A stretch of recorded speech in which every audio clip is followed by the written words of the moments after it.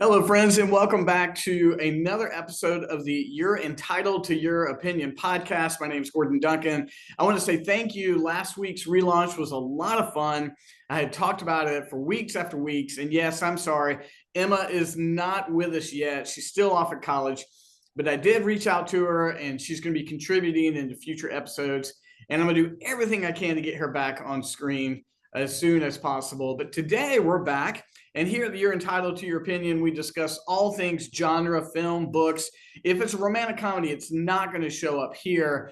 But what we try to do is to give you opportunities to share your opinion or to meet great folks who are watching, reading, or creating good content. And this is our first interview since the relaunch. So I have my friend Brian Drake. Brian, how are you? It's good to see you.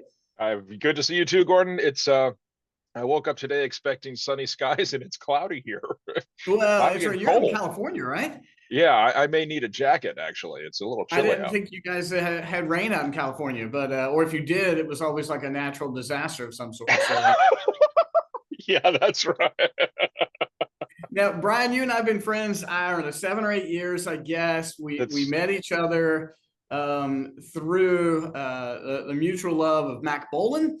And mhm. friends, there will be future episodes about Mac Bolan. If you do not know about Mac Bolan, the Executioner, please go find his novels and the Kindle releases. The best 180-page getaway you're going to find for people getting shot and killed with all character, dignity, and honor. But Brian, I don't know, we met in what the Mac Bolan Facebook group, I think, right? Yeah, So, yes. That was yeah, that's my recollection as well. You were looking for authors to talk to for another show you have, the This Is Gonna Hurt, and we yeah, connected yeah. that way. Yeah, well, friends, Brian is a prolific author. So he has several series. Action adventure or hard boiled. I've heard your books described in several ways. And also, I just want to remind everyone in the termination protocol, I am a character. I get, I think, one or two sentences. You wrote my name in as a computer analyst. Do you not remember this? And like you needed a Um, throwaway name and you threw my name in there. So in okay. termination protocol, I get just a quick name, and so you should bring me back in some long like you. It's an Easter egg from long ago. You should bring me I back, but should. that is I my claim to actually fame, and that was That's a right. Scott Stiletto series. But Brian, I'm gonna let you tell everyone who you are and what you do. Well, I'll just add, it's not that well, no, I don't remember using your name, and it's not that I see. What happens is that book is 10 years old, and I'm so Okay, focused on the new stuff that I can't remember details of the older stuff. So I sure. apologize for the blank look, but yeah, Okay, I but yes, I shall use your name again. Why not? I'm working on something now please, that it please. would be a good fit. Um, so let's see. I've been writing for, well, most of my life, actually. Only published in the well, published my first story when I was 25. So I've been publishing for a long time too. Those were short stories. Did short stories for 10 years and finally novels. And I think I'm up to 35 books now. Wow, congrats. And yeah, the 30 have been published. The five will be published. I think we have two in December and then three next year so far. I'm trying to get another three, maybe four books ready for next year. Okay. Um, and it's been a ride. You always hope for the best, and you always wonder if you'll get that, and then you suddenly what happens actually exceeds expectations, and it's been we've been very fortunate. That's wonderful. I mean, your main character right now is Sam Raven, correct? Yes. And that's where you pretty most is Scott Stiletto, which is where I met you. Is Scott Stiletto put aside for the moment? Uh, for the moment, and it's funny, Stiletto he's still popular. I mean, like I said, the first book was 10 years ago, and they recently, my publisher Wolfpack put let's see, there are nine stilettos. They put them all into a box set, so you can read them Nice, all in congrats. one. Yeah, Yeah, yeah. and that has for the last couple months now, that box set has been selling more than anything else that I've written. So Wow. Well, congrats. But you've yes. also, I just saw a re-release of your Sam Raven, and you said you've got two more coming out. So for someone who's not interested, oh, excuse me, is not familiar with your characters or or this genre, tell us about Sam Raven, who he is, what he does, and why you write about him. Okay. Well, Sam Raven is, I guess, an outlaw hero. I wanted to write about somebody who was not an official company man, not a secret agent, not someone who worked for the government, because I wanted to be able to tell different types of adventure stories that could involve somebody with the necessary skills, if you will, that could handle a variety of things, and I'm not bound by all the pesky laws that the CIA has to follow and that sort of thing. He can do whatever Right. whatever the story calls for. So, and of course, a lot of his adventures deal with espionage. I'm trying to steer away from that a little bit, just to do some different things. But that a spy story with the requisite action adventure is always very comfortable and a lot of fun to do, and it's just easy to get into that rut and stay there. But I want to do some other things. So that's what's going to happen with the next Ravens that come out in December. Right now, as you mentioned, we are re-releasing the previous 10. My Mm-hmm. publisher's reorganizing, so every your subject matter they publish now has its own line. So the action Okay. adventures go into a line called Rough Edges, and the Wolfpack, the parent company, that will publish just the westerns, and then they've got one for horror and romance, etc. So that they're really making some necessary changes, just to have specific sets of books under specific names. And Well, Brian, I don't it, know the answer to this question. I mean, is being an author right now what you do full time? no, it's a side gig, and I'm still, my day job's broadcasting, so I'm Okay. still doing radio every day, and I would love to be full time, but there are some advantages tax wise to keeping the day job, and right now I'm kind of enjoying those advantages while um, at the same time Sure. waiting for the time where I can say, okay, we've accumulated enough to go a couple years, and we have the sales at a certain level that are remaining consistent. Okay, let's ditch the day job, and that's Yeah. we're not there yet. So Brian, anybody who's ever had a thought about writing, you and I've talked about this. I've got an idea for a novel, or maybe I even put the time into it to write 200 pages or something like that. Um, the difficulty of actually going forward, getting a publishing deal, getting someone to believe in you, to give it a shot. Tell us about how you got into it initially. Same as everyone else at the time, 30, 40 years ago. The only way to go was through a publisher or through a magazine if you had a short story. And I think I should change that, because right around that time, all the web signs were starting to, well, not all of them, Mm-hmm. but a lot of them were, where people were publishing fiction on the web. And I guess that was the start of e-reading as we know it. And the first story I published in, when I was like, right, gosh, it was either the month I turned 25 or the month before. It was a short story for a website called the Thrilling Detective website, which Mm-hmm. still exists. I don't think you can read the story there anymore, but the site is still there. It's a kind of a catalog of detective fiction. And after that was a real paper story in an anthology, and it just involves sending stuff out constantly to editors that I thought might have an interest in it, and of course not being able to get arrested with most of it. Right. Of course, after a while you start getting some feedback, and some of it was actually very good. Most of it was all form letters, and I recognized at the time that the form letters were never signed. So I thought, well, I don't Mm-hmm. know if the editors actually even read this. So I would Sure. get these form rejections, and not change the story at all, just put it in a new envelope and send it right back again. Right. Good job. Yeah. Love it. And found out eventually that that was actually not a terrible strategy, because yeah, the assistants were doing a lot of the reading. A lot of the times, an editor has a certain number of spots in a magazine, and they have a certain number of issues planned out, say 6 months worth. So they have only so many spots. And oftentimes the stack of submissions on the desk would get so high that they would just reject everything, not even Okay. read anything. So it's like, Sure. you always think that you're sending something back and they're going to look at it and go, "Oh, this jerk again." That was never Right. the case. Most of the time, they never even saw your name, and Okay. that strategy worked somewhat. It worked better for some friends of mine when I told them about it. And then I started self-publishing in 2010. Okay.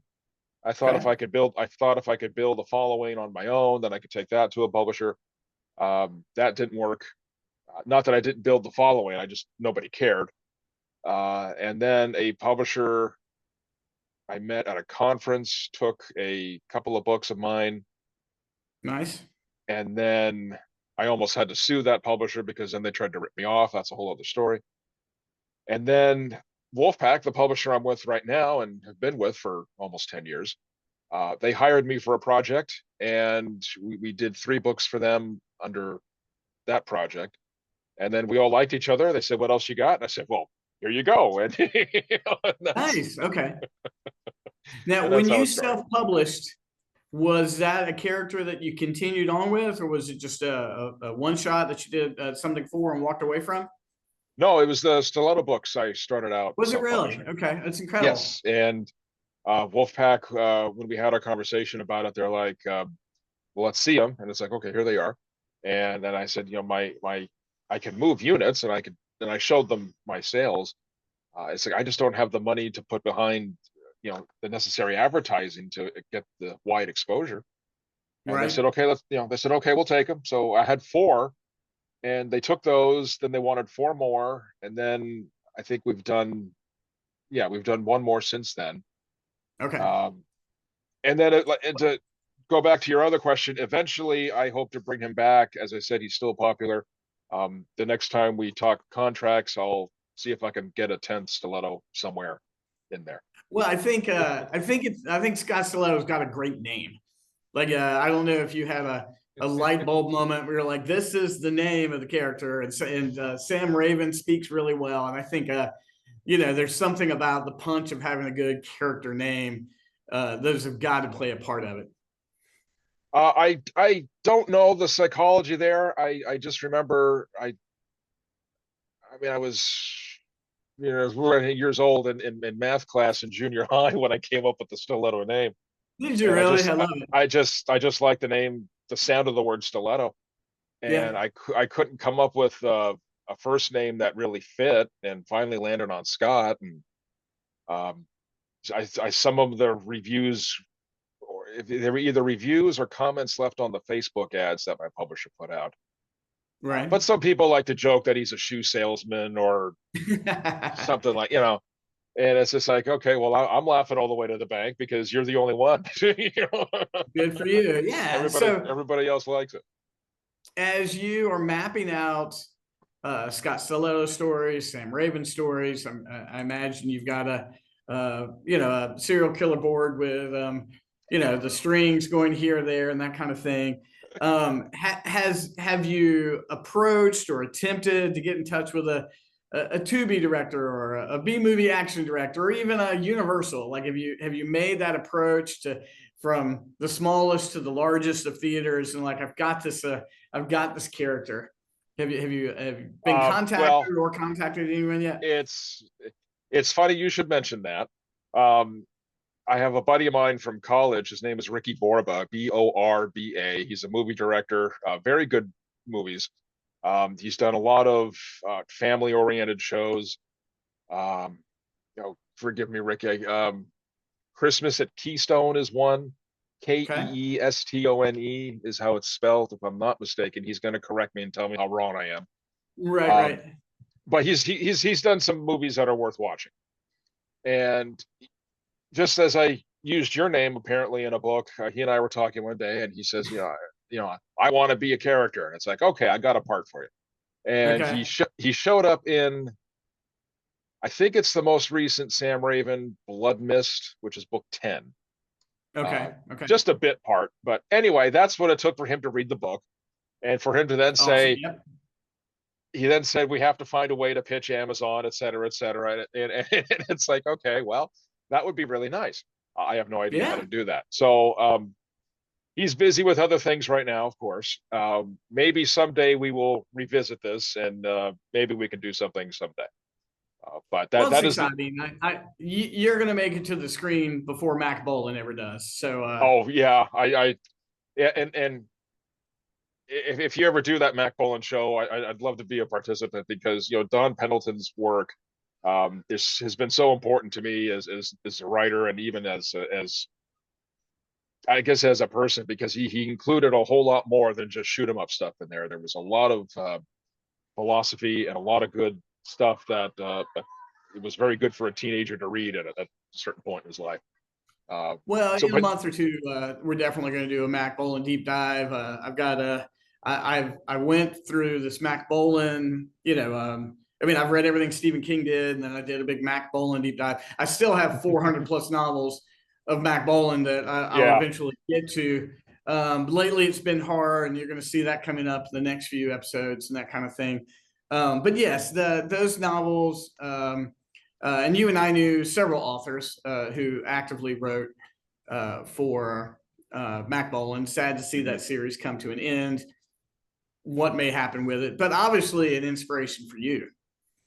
yes, big time. And if there was a very brief moment where that series was going to continue with a different publisher, Mm-hmm. and my name and several other names you might recognize too were offered as, we can approach these fellows. Sure. And I mean, we were this close. I mean, Oh, so sorry. and I'm so sorry. it just, yeah, and it just didn't work out. But I would have Well, loved to have done. I would have loved to have done it. and we all hope for the one day that it'll all kick back, start again, and we get a Mac Bolan Hmm. #1 or something. And so, and I know that you and there's still several other living authors who could contribute, and probably there's probably 10 unpublished Mac Bolan novels sitting in someone's computer file right now for the guys that you and I know who wrote. And Yeah, I think I might have two myself that had been sent to me by authors that we knew. yeah. I actually have a Mac Bolan versus Batman that was about 100 pages long that remind me, and I'll send it to you. Okay. I That think was I know who did actually that one. written by a Mac Bolan author. So Yeah, I know it's exactly who getting that out is. there. Yeah. Yeah, yeah. Sadly passed away. Unfortunately, sadly passed away. Um, Oh, about a year um, ago. okay. We'll talk after, because Yeah, yeah, maybe yeah. I'm And again, mistaken. don't mean to talk. I just saw it on the Yeah. Mac Bolan page, but a lot to celebrate about a genre like this because it's just fun. Hmm. Your hero is a hero. It's very clear. Conquering the enemy, moving on ahead. I mean, those are fun things to read. What do you read outside of action adventure, hard boiled stuff? Boy, I hate to say that I don't read much outside. I mean, even westerns, the westerns I read do kind of qualify as adventure. Okay, But and it's not that I don't like anything else. It's just I'm just kind of a student of my subject matter, and I just want to, stay in there and look at, makes sense. yeah, and to see what's been done, what could be done, what hasn't been done, that sort of thing. But uh, I do read PG Woodhouse, and Okay, I'm not familiar with who is PG Woodhouse. he was a British author, and mostly 20s and 30s. Lived significantly longer. I think he died the year I was born. Mm-hmm. Um, but he wrote about Jeeves and Wooster. He wrote other Okay. series too. But the best way I could describe P.G. Woodhouse is Downton Abbey as a comedy. Um, it's always the upper Okay. crust All right. British sophisticates and their hijinks, and you have Bertie Wooster, who is the kind of the he's not a very good playboy. Right. Um, Okay. he's really kind of a dunce, and he goes. around London and thereabouts, getting into all kinds of trouble. And his butler Jeeves is the one who has to bail him out. And they're frankly hilarious. Okay. And there are so many to read, and not just Jeeves and Wooster, but his other series. That it's one of those. It's one of those books that it's like, okay, if I read nothing else the rest of my life, I'm never going to run out of things to read. Right, right. I get that. So yeah, so it's like after you're done reading a blood and guts shoot 'em up, then you read a Jeeves and Wooster, and it's kind of a palate cleanser. And so I really recommend those. Um, a little bit of nonfiction as well. Uh, but then again, it's still the nonfiction is mostly research and maybe So some history. Brian, how do you put your characters in peril where it's not a nuclear attack on America every single book? Oh, that's the big challenge. And it's funny because the last, I think, two of the five books that are in progress right now have one thing or another to do with a nuclear weapon. It's fair. So It's fair subject matter. It is. I It know, is. I know, but yeah, it does become the nuke of the week show. Yeah. Um, and the thing about it is, it might be tired, but there's so much to say about it, Certainly, certainly. and if you do the research and explore things properly, it's really a contemporary threat still. And Yeah, there are many ways to spin it where it's not a cliche and not boring. Um, but otherwise, there are plenty of ways to destroy the world or come up with a dastardly villain plot, and the nuclear thing is just one of them. But I do try to mix it up. well, now when your characters, I know that there's a long history going back to James Bond and even prior to that, the dashing ladies man who's also the action hero. In the latter Mac Bullen books, he really didn't get involved really with women at all. He Right. wasn't much more of a character for justice, and that kind of thing. Are your characters? How would you place them, sort of in that world, and between the James Bond and the Mac Bolan high character? Are yours ladies' men? Are you trying to go to that route? What are you trying to do with your characters? Uh, well, how can I put this without quoting a very crude letter that was sent to me one time? I guess they're right. I guess they're right in the middle. Right. With the stiletto books, a reader did complain that he never gets the girl. We never get to see that. And it's like, well, he does, but we don't see it because I do the fade out. Right. And then when I started Sam Raven, I thought, okay, then I'm going to stay in the bedroom a little bit longer with the Okay. Ravens. Okay. Um, and then I thought, well, 40% of my readers are women. We don't want to be exploitive or trashy or anything like that. So then I thought, well, part of Raven's thing will be not just action adventure, but we're going to throw in a little romantic suspense. So the Okay. relationship between Raven and the woman of the moment will have a little more meat to it than just, oh, hey, it's a girl. Sure. Um, Love that. and that worked out pretty well for 4 or 5 of the first books. And Mm-hmm. then after that, I kind of got away from it. So there's been very little of the romantic suspense in any of the Ravens for the last handful of books. Now that you mention it, maybe I should steer back to that and throw some more of it in. But the short answer is they're right in the middle, and there's a big debate about sex and genre fiction where readers aren't just they don't want the details, they aren't interested in it. In fact, romance got so dirty after 50 Shades of Grey that of romance readers that were looking for something clean were going to the Christian market because those were the only Sure. books that were clean and not an anatomy lesson. Um, but I find it funny that I could have heads in a duffel bag. Um, but as soon as we talk about sex, and suddenly everybody loses their minds. It is funny, and you're right. There's now entire genres of that type of fiction that are even Spotify audiobooks that, just Yeah. audiobook short It stories. And so it is interesting that there's been a massive spike since 50 Shades of Grey, I guess. And then fan fiction from Twilight turned erotic that is just kind of uh, all of a sudden it exploded. And so again, there's yeah. a market, and so people are going to find that market. But I mean, I by confession, I've only read two of your books, but in that, I've never found your characters, lascivious or anything like that. That wasn't Right. anything that Right. you dwelled into. Well, what do you want for your writing career in the next few years, Brian? I mean, it sounds like you've got a nice sort of side gig or a tax shelter or however you're doing it. But I mean, it sounds like you. But I mean, you've got publishers who want to publish your books. You've got a lane for this. But what would you really like for your career in the next 5 years? Well, having not published anything in 2 years has kind of hurt financially. So I would like to see a return to, the nice paydays I was used to. So I want to get more stuff out. I do want to continue Raven. I do have plans for books out to 15 right now. Wow. Okay. Of course, it always depends on how the next ones do. If the next two in December sell well, then yeah, we'll do three more. If they don't, we'll have to reevaluate, and so we're just gonna wait and see.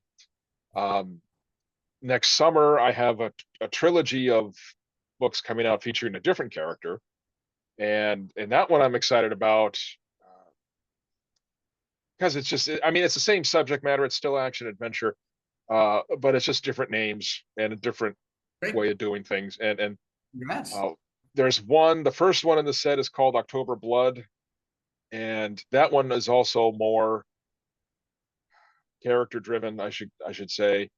So basically, a spy named Jack Slayton. His girlfriend is also a CIA agent, and she goes on an undercover mission and disappears for 3 years. Everybody thinks she's dead.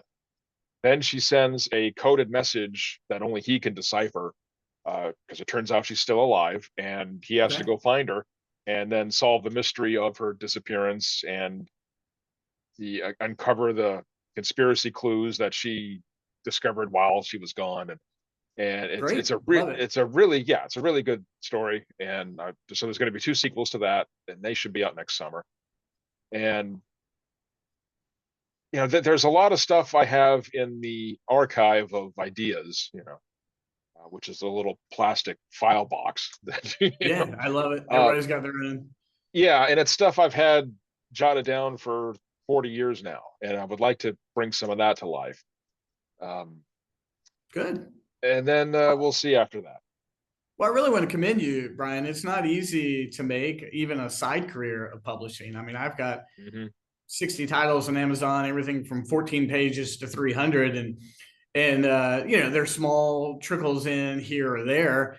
And I don't even consider myself really a writer much at this point in time, much more of a speaker, broadcaster. But you're writing and have just continued to feed the creativity. And so I just really want to commend you. I mean, you've made a career out of it, and if you've got 40% female fans reading action adventure novels, I really got to give you kudos for that. So congrats, you've done really well. Well, thank you. And yeah, when I did it was a very unscientific reader survey with my mailing list, and then with combined later with Wolfpack's demographic information. And yeah, ladies like action adventure too. Of And course, it's yeah, a different world, man. So well, yeah. congrats. I do also want to thank you personally. About 4 or 5 years ago, I pitched an idea to you, way out of my realm. I've never been a fiction writer, literally never been a fiction writer. And you gave me some encouragement and feedback. That novel will sit in the back of my brain for a long time. But just this week, published my first short story. So I want to say thank you. Oh, You very were great. good. So What's very what's very Stephen King short story. It's called Glue. okay? It actually came out today, but I can see two edits I need to go back and make. So I Of hopped back course. in, and of course. And so I think the Kindle is available right now. The very small paperback will be available later on in the week. But it was fun, and but I want to thank you. Anytime I thought about picking up the pen, the typewriter to knock out a story. I just remember your encouragement to me. So thank you so Oh, much. So well, you're very welcome. I'm very glad to hear that. And yeah, it'll be I'll go fun and buy a to. copy. It was really more of just a fun little project. We'll see what happens with it. But All right. when it all says and done, I'll tell you how the idea came to me. But Okay. when you're writing short stories, the whole idea just comes to you in one, in beginning to end. The whole Right. thing is there. At least that was for me. But Right. Brian, what we like to do with our guests is we like to find out what you've been watching, reading, what you like lately, and anything you might not like. If you don't want to be negative, you can be like, I'm not gonna, yeah, I like everything. But if you're like, Okay. I got some wins and some stinkers. What have you been enjoying lately? Well, I'll start with what I've been enjoying first. I discovered by accident a page or a channel on well, that's you can't read it, but anyway, Yeah. it's a channel on YouTube called Mystical Magpie. So mystical and then Magpie. Uh, what the channel has here, I don't know who's behind it, but what they've done is collected a bunch of uh, radio dramas from the BBC and other sources, a lot of classic fiction and Yeah. even some contemporary stuff. The other night while I was at the gym, I listened to a 2017 dramatization of King Solomon's Mines from H. Oh, Rider very cool. Haggard. Yeah. Alan Quartermain's first adventure. Mm-hmm. It was a terrific, not only a terrific story, but such a well done, dramatic take on it. Great. Yeah, I mean, you get the pictures in your head. The sound effects are terrific. The actors were amazing, and they have some James Bond stuff on here, some Modesty Blaze for the espionage fans. There Yeah. is the Jeeves and Wooster audio dramas, so you can sample them that way. Uh, we got Madame Bovary, In Search of the Severn Serpent. That sounds kind of Okay. interesting, but a lot of stuff I've never heard of that has been dramatized and collected on that channel. Um, so that's one good thing. Um, Mentioned Downton Abbey earlier. Downton Abbey 3, the movie Mm-hmm. Mm-hmm. is very good if you're a fan of the series. Right. If you're not, then I can't see anything in there that would hold your interest. Right. But it was very good. Um, I mean, generic in that it was just another adventure of the family and part of the series. Uh, but I liked that because it was comfortable, and of course the actors are very good. The story was good. It was very well done, and there were worse ways to spend 2 hours in a theater. Perfect. Um, Lately, my wife and I have been watching The Odd Couple, the old sitcom. Um, Very cool. Jack Klugman. Yeah, good stuff. Yeah. Jack Klugman and Tony Randall. Tony Tony Randall. Randall. There we go. Very funny show, Yeah. and so that's all the good stuff. Because now I Good want to stuff. get to the bad stuff. My wife Let was me in hear it. Texas. Yeah, my wife was in Texas last week, and just to show you how dependent I am on her sometimes, I didn't know how to work the TV. We have canceled cable, and suddenly it's a different remote, and I got you. she's We did the same thing. It's yeah all streaming. she's instead signed on to something else, and I had no idea how do I work this. And anyway, so I finally figured it out, and I found a channel that shows only military movies. And they were playing for one day. They were playing a whole series called Operation Delta Force, and this was a set of B movies from the '90s into the early 2000s, and Not Chuck Norris, Delta not Force. Chuck Norris. See, no, no, Okay. no, no. This wasn't Chuck Norris's Delta Force. This was just Operation Delta Force. All They right. made Well, okay. they made five, All right. and if you just that the cheese was piled high. Let's just say that. Love it. I might have to check it out. I might have to look for it. Just and you could see everybody had good intentions, but it was just made very cheaply and just not very good. And there was one. It was the second or the third movie because yeah, I sat through all of them. You watched all of Yeah, them. and in one of them they had terrorists taking over a cruise ship, and then the Delta Force had to go in and get them. And the chief terrorist was this. He looked like a fellow from the Jersey Shore. He had the slick hair and everything, and the Right. attitude and the, Very hey, get tan. them over here, Very tan. yeah. Yeah. Yeah, so he was Al Pacino pretending to be Sylvester Stallone, pretending to be Al Pacino, and it was just, Love it. it was awful. And Uh, I might have to look for them. I might have to yeah. look for them. So, well, and if I'm not mistaken, I might have to fact check myself on this. When John Travolta gets shot in Pulp Fiction, I think he's reading a Modesty Blase novel. Yes, he is. Okay, all right. I was like, this whole time, I'm like Vincent Vega. I'm like, where is that coming from? So, Yes. well, excellent. I never did. I never went that Tarantino deep, where I started reading the novels that he's referencing. But Well, I've gone Modesty, Tarantino deep on a lot of stuff, but I never read yeah, Modesty. yeah, she's worth checking out. Peter O'Donnell is the author. She began as a comic strip character, then he did novels, 10 or 12, and they're very good. If you Okay, want, it's a basically it's a female James Bond. She's got her male sidekick, and she's a former criminal that ends up working for MI6, and they're very good adventure stories. excellent, excellent. Well, I'm on a tear right now because I spend a lot of evenings in the office working. I just run movies in the background. And Brian, if you get a chance, there's a Facebook group called Chamber of Thrills. If you're in our Facebook group, Tom, who comments a lot, that's his group, and so it's a Oh, horror only group, and so I've been watching a lot of horror lately. So okay, very good was Sinister, which according to a pulsometer is the scariest movie ever made. okay, And so definitely worth watching.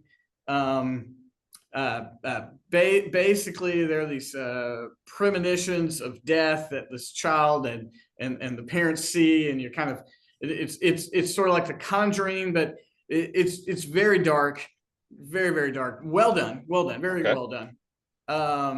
Last night I watched Bring Her Back, which what some would say is the best horror movie of the year. It just came out in Max. I oh, will say it has some of the most gruesome. There were some I had to turn away, which says a lot. There were a couple of moments I was like, I cannot watch. Very gruesome, very well done. It's a good horror movie, but yeah, now bad. Oh my goodness. I watched Slender Man. You remember 10 years ago when the oh, Slender Man mythology was happening yes. and whether it was true or not? Well, someone made a movie. It's just boring.